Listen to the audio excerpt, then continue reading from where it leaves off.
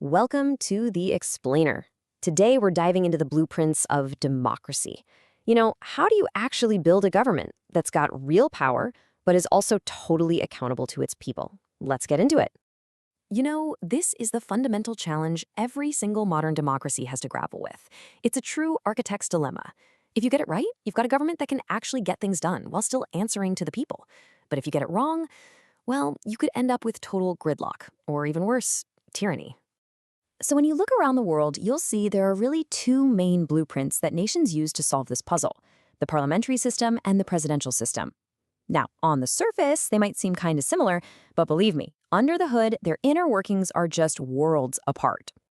Okay, so first up, let's talk about the parliamentary model. The best way to think about it is as a fusion of powers. What does that mean? Well, the executive branch, that's the prime minister and their cabinet, they're actually part of the legislature. They're members of parliament themselves. And the key thing is, to stay in power, they absolutely have to keep the support, or what's called the confidence, of the majority in that legislature. All right, now let's flip the coin and look at the presidential system. This one works on a totally different principle: the separation of powers. Here, the president is elected independently by the people, and they serve a fixed term. Critically, they are not a member of the legislature. This creates three distinct, co-equal branches of government, all designed to check and balance each other's power. And this brings us to a really crucial difference: who gets to wear the two hats of leadership? See, in parliamentary systems, the job is split. You've got a ceremonial head of state, think a monarch or a figurehead president, who represents the nation's dignity. Then you have the head of government, the prime minister, who handles all the messy, day-to-day, nuts and bolts work of actually running the country. But in a presidential system? Nope. One person does it all. The president is both. This table, right here, really lays it all out, doesn't it? Just look at that second row. That's the core principle: fusion versus separation. In the parliamentary system, the executive is part of the legislature. That means their job is flexible, right? They only serve as long as they have that majority support. Now, contrast that with the presidential system's clear separation. That demands a fixed term and a direct election. And believe me, this one single architectural choice, it dictates everything that comes next, from how stable the government is to how accountable it is. Okay, so enough with the theory. Let's see how this actually plays out in the real world. And for that, we're going to look at the framing of India's constitution. I mean, how did the world's largest democracy end up choosing its blueprint?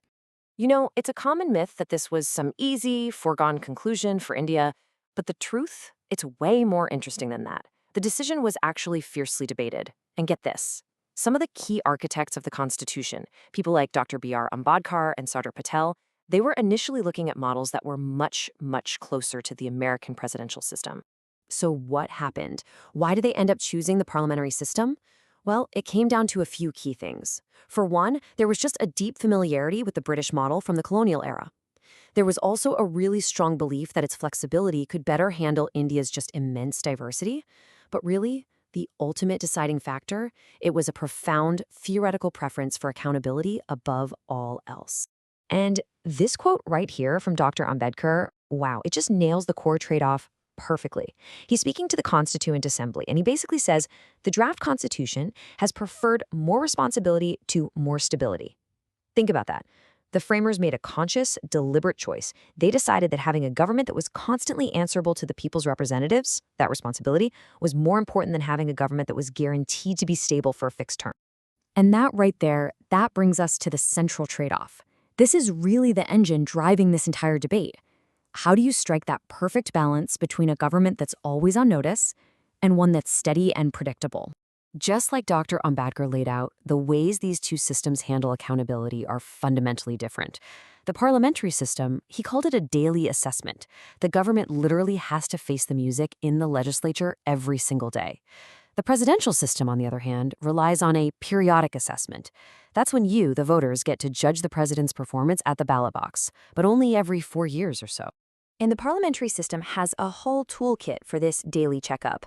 I mean, you've got question hour, where members of parliament can directly grill ministers on their actions.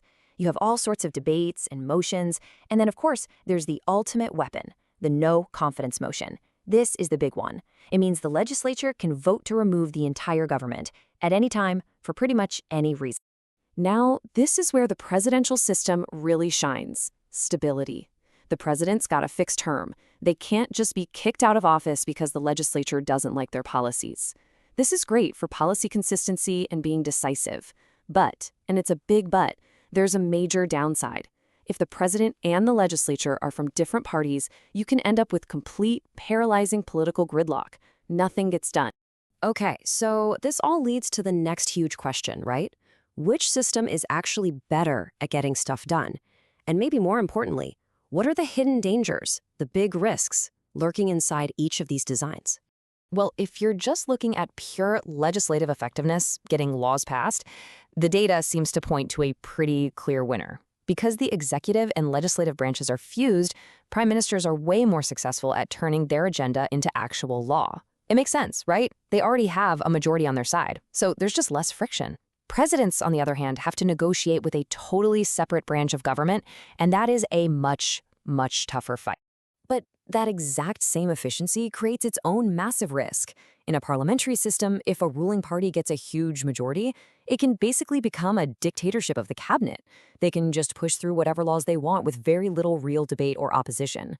On the flip side, the presidential system's separation of powers can lead to that gridlock we talked about, which might tempt a really frustrated president to just bypass the legislature and start acting on their own. See, each system has its own unique, scary path towards authoritarianism. And what's really fascinating is that the differences seem to go beyond just politics and into economics. A number of studies suggest that, on average, parliamentary countries tend to have better economic outcomes. We're talking higher GDP growth, lower inflation, and even lower income inequality. Now, why would that be?